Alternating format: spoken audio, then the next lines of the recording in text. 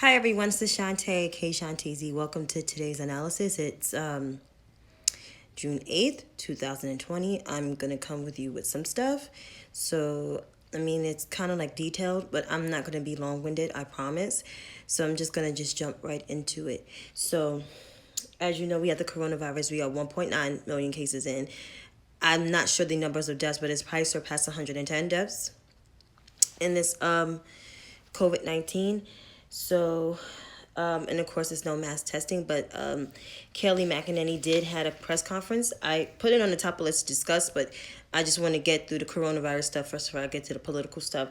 So in Cuomo's briefing today, he did explain about the number of cases of going down, the number of the mortality rate going down. Oh, where is it? I think I wrote it on paper. The mortality rate is going down. What else is going down? Intubations and all that good stuff is going down. Our curve is starting to flatten, but we are still in the midst of the coronavirus. We just reached the 100th day of our first case, which was, my first case was on the 16th of March. No, not the 16th. I think it was the 6th of March. Sorry. Also, in terms of our protest, we are on the 14th day. He said the 15th day, but I believe it's the 14th day of protest. And there are 4 cornerstones that we need to reform policing. There needs to be transparency of disciplinary records, which is a 50A. It's a New York State law to to make police records of disciplinary acts open for the public. The same thing they do to teachers and same thing they do to other union workers. No longer AG must act as a special prosecutor when it comes to police cases and police brutality cases and whatnot, and also false race-based 911 calls such as the Amy Cooper situation that happened in the park. So the state legislature will be working on this type of reforms in terms of adding testing sites. Believe it's 225 more testing sites that would be added. And also, as for protesters, 35,000 New Yorkers, including, because today marks the reopening of New York City, 35,000 tests will be performed per day. And that includes, there's also 15 prioritizing testing sites for protesters only. So that was marked in Andrew Cuomo's briefing. Also, there are also going to be, they're going to also focus on zip codes in New York City and the outer boroughs that have been affected. And that includes areas of the Bronx, such as Bathgate, which is around near East Tremont Avenue, Bronx Park East, Jerome Avenue, the Jerome Avenue area, Morrisana, that's like the lower south end of the Bronx. Also, High Bridge, that's the beginning of the Bronx as you cross the bridge, and Harlem Gardens. And this in Brooklyn is Flatbush, Brownsville, and Williamsburg, and Queens Village. So that's where mostly a lot of a lot of low income areas that they're going to focus on. So more on that. In terms of passing legislation, 50A has been passed, and also bans on national chokeholds has been passed too, and it will be signed by the governor, which I'm pretty sure he probably signed it already. So it ain't looking too good for the NYPD. Even though New York State is big and they got state police that got issues, but I know New York City alone, NYPD, most of those guys get a slap on their wrist when they do a lot of damage and a lot of wrong, which is inedibly true. I can't, the words that coming out of my mouth, it's mostly true.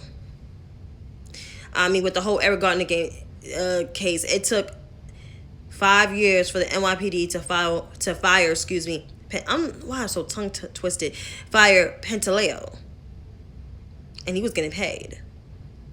Who's to say he's still getting paid? He probably got a pension.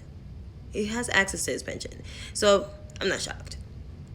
But the police is looking crazy. The police unions are probably running, have got attitudes. And we all know, if you're not a New Yorker, you already know that Patrick Lynch was the holdup of real police reform.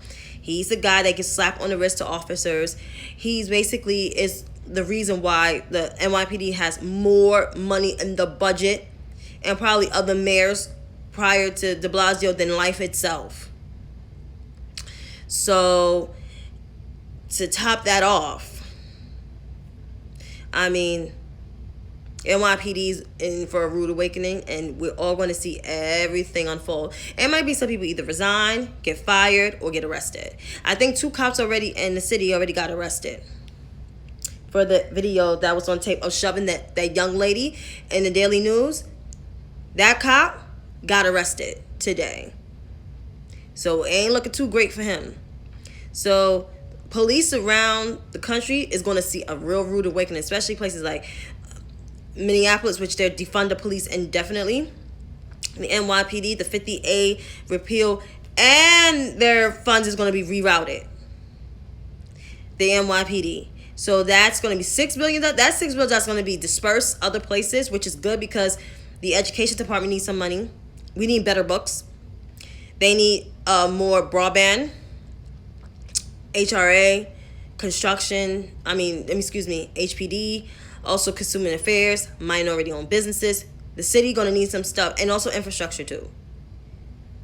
And also in the transit area, they need infrastructure in airports and all of that. So that money is going to be rerouted, which is a great thing. And also to summer youth too, because the DYCD, summer youth and after-school programs can use that money too. Just saying. So more on Cuomo's briefing, you can reach that. Now in terms of politics, so we are, like I said, the 14th day of protesters around this globe, including New York, LA, DC, Boston, Minneapolis, Atlanta, San Francisco. All major U.S. cities are seeing protests still going on. And yes, there's changes that's happening, but protests are going on. In terms of defund the police, that term is like being misinterpreted in so many ways. When I think about defund police, I don't actually think about defund the police. I think about cutting funding for the police and rerouting that money for the police. So instead of putting that money towards weapons, towards armor, towards, I guess, pay, and I know in New York City, they are at events, they are at schools, it's everything with weapons and all that good stuff, and pensions and all that nonsense. I don't know exactly how the budget is working, but $6 billion, that's a lot. And a lot of these other agencies, someone said that, Shantae, your numbers is wrong because HRA has money too, but HRA can get more money because that's the social services.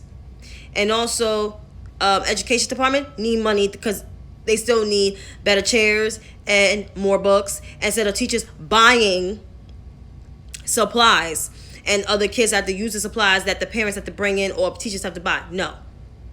Some of that money can go to those things, and it can also go to HPD, more affordable housing projects for 20% or even more. Increase it to like 40% of people in these affordable housing, these luxury housing. It could go to summer youth. Like I said, summer youth needs money. What is it? The Department of DYCD, which is Department of Youth and Community Development in New York City, they need that. So I'll make an example of New York because New York has the highest police budget in the country. So those funds can be rerouted.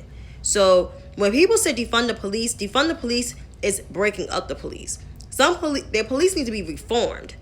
Because not all police are like that. And I'm not trying to cozy up to anything so people don't get the message construed. But when I think about defund the police, I think about breaking them up. Cutting police funding is what I just said about redirecting those funds to other places. And the cops are going to have to use what they have. $1 billion could be enough for them. Because other avenues, they need more money. They do. And needs to be more police reform besides racial insensitivity issues. There needs to be how you handle a situation, fair amount of cops in certain neighborhoods. Because when you go to these white neighborhoods, like I live in a white neighborhood right now, like predominantly white now.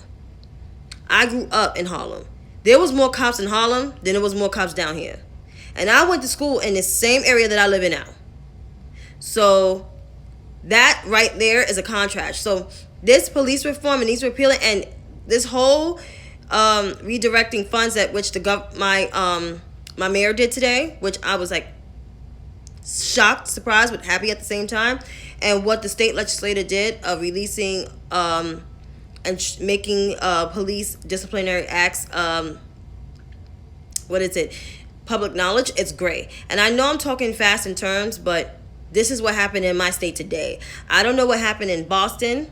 I don't know what happened in other states, but I think they should follow the same lead, because like police are the ones that's responsible for all, the murders and the chokeholds and the harassing of young black men and Latino men as well. So I'm sorry, I got something in my eye. So that's what's going on. So in terms of defund the police, I think defund the police is not the right term, because Republicans is also using that slogan as well and weaponizing it and saying all kinds of stuff like we want to abolish ICE and we're too crazy, we too extreme, and blah, blah, blah, blah, which is not true. We want decent police reform. We just don't want police harassing and using excessive force, and that includes chokeholds. They should not be having as much money as the education department or social services department. Because it's true. They have more money than the fire department. Excuse me, and that makes no sense. On today, though, in explaining of that meaning, which Republicans botched up the meaning of it, Kamala Harris basically explained about what defund the police. She didn't know what the term was, but she explained her interpretation was cut police funding, like I think of. She said that funding should be redirected, because she schooled Meghan McCain today. And of course, Meghan McCain had a tissy fit on Twitter, blasting critics on Twitter. First of all, you didn't do your research to know if Kamala Harris, the Senator Kamala Harris, was for defunding the police. So right now, you sound like an idiot asking her the question, and then she said, I assume is stupid. That means that you were lazy and just made up some shit and talking about some video went viral. And, like, you sound like a real right-winger. Like, you sound stupid. You didn't know what Kamala Harris for, and she's not for defunding the police or breaking up the police. She's for redirecting some of their funds somewhere else. So when people like Meghan McCain, Charlie Kirk, Candace Owens, Trey Gowdy's another one, any other right-wing people saying Democrats want to defund the police, don't believe that lie, because it's not true. It's not true. We want to reroute the funding somewhere else. So, I mean, Republicans need to get their crap together. Now, in terms of the criminal justice reform bill, today was a press conference. The CBC, which is a Congressional Black Caucus, had a press conference today. And congressional Democrats also was there, such as Nancy Pelosi, Stony, I forgot his last name, Hoyer, Congressman Hoyer, and Jim Clyburn, and Democrat leadership was there, and also Chuck Schumer was there. So this criminal justice bill is actually Justice in Policing Act. And what's in the bill is ban chokeholds and no-knock warrants, including in drug cases, establish a national use of force standard, and qualified immunity for police, which is true, expand pattern and practice investigations, and establish a national police misconduct registry. I think this is great. A lot of police have immunity. Like I said, with the Pantaleo case with Eric Gardner, he worked 5 years after that. It took 5 years for him to get fired. Cops were acquitted for cases with Sean Bell and with Amadou Diallo. That's how far back I'm going. Even with Rodney King, those guys were acquitted. Breonna Taylor's killers are still out there. The cops are still out there. They haven't been locked up. So this bill, I hope it gets passed through Congress. I hope the Senate takes up this bill, because if it doesn't, it's going to be non-stop protests. The protesters will not go home until this bill goes through, until more areas cut the funding of their police departments. Like, people are outraged, people are angry, and people are tired. And my governor even wants to go further than that. Maybe breaking up some of the police unions. I think that's a great idea. Some people may have a fit or resign, which is good, because we don't need that person anyway. And that person is Patrick Lynch, one of the SBA directors in New York, who is, like I said, is in the way of real police reform in New York City. But this bill is good, and I hope it. If you want to read up on this bill, you can look online and read the passage of this bill and read what's in the bill. I believe it's great. I believe it was a great press conference. But there were people that was drawing attention to the Kente cloths that all the congressional, even some of the white congressional folks was wearing. Honestly, to tell you the truth, I really don't give two shits. And I'm sorry for cursing. I really don't care what they were wearing, what materials wearing. Because one reporter said, what was it meant for? And she said, I didn't catch what Karen Bass said. I forgot because it was in my head. But it doesn't matter what they were wearing. There was some woke black leftists that were the Bernie and the Warren ring. The Bernie and Warren ring wing. Oh God, of the party was criticizing Nancy Pelosi and Chuck Schumer for wearing African Kente clothes. Like, who gives a shit? They're supporting real legislation that can make a change in America. So protesters can actually have a win. And it's going to be more legislation that got to be passed. It can't stop. It's going to be more, and more. Like what Joe Biden said last Tuesday. He urged Congress to do something even before he even gets there. He's talking like he's going to win. But like they're going to get there.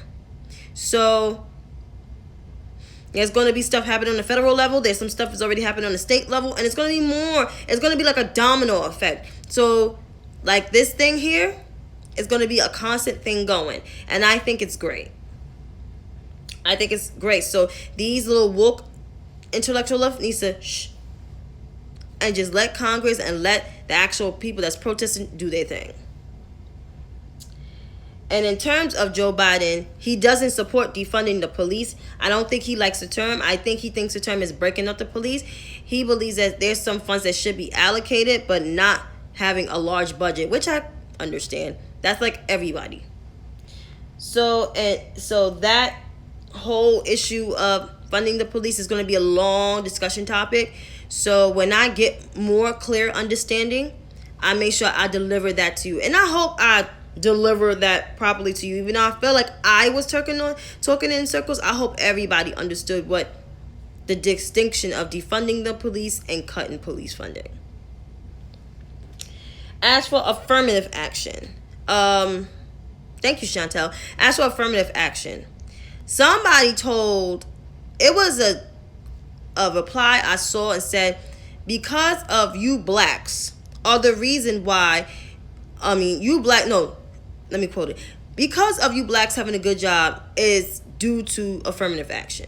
First and foremost, affirmative action is extremely important, and not just important on a race level, but on a gender level and on a sexuality level. And second, there's black people that just work hard, like myself. Like most of you guys are watching me. You guys work hard in high school, college to get to where you get to now. So when I hear white people talking about they need to cut affirmative action, or because you got here for the affirmative action, don't be mad. Don't be mad because I'm smarter than you and I'm black. I don't know why these people are mad for. Like, honestly, Trump has emboldened these folks. Yes, racism has been here before, but he has gave them a platform where they just can be their true selves. And trust me, for the last 3 years, I never saw this amount of white people coming out their face. All these quote-unquote Karens coming up to people talking about you need to go back to your country. Oh, you people. Oh, you guys, you know what I mean. No, bitch, I don't know what you mean. Don't come at me like that. I'm too educated and know what you're saying. I may not pick up right away, but trust me, when I sit home and think about that shit, I know exactly what you meant, ho. I know exactly what you meant. So don't play with me. But to end this live, all I can say is please pay attention to what's going on and educate yourself of what actually defund the police means. Because people have too many interpretations of the shit. And it gave me a headache all day, besides going on my computer looking for a job. And so I just can say is stay vigilant, stay hopeful, because we are in some crazy times. Be positive. Try to give yourself a break, work out, take a walk, get some coffee, do whatever. And just stay sanitized, wash your hands, wear your mask, be safe. Until then, see y'all tomorrow.